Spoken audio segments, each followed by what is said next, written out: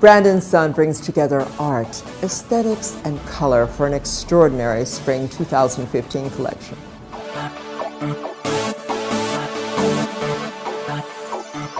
Your expertise is in the execution of beautiful clothes.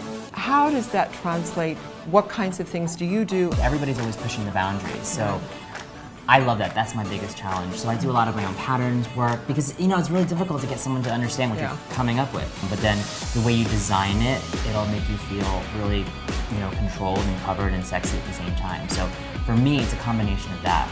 This number was a labor of love. Because of the background that you mentioned, a lot of what I do is couture, and that means creating textures. So this guy, all the leather is cut, sliced, stripped, folded, glued, then stitched on. Look at the back of this dress. I mean, it feels light with all this leather on it, again with the construction on the inside.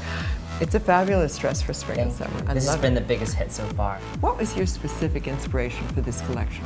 I started thinking about the artists of the Dutch Destill time period. So you have Van Doesburg, you have Mondrian, probably the most famous one. And I thought about how I would reinterpret it for today, and I thought that the best way to sort of bring it to now would be to interject other art movements, such as like Cubism and Deconstructivism. So that's sort of where the idea began, but I then took the idea of the grid and applied it to the body, but not so literally, because women don't want to feel like a box, right?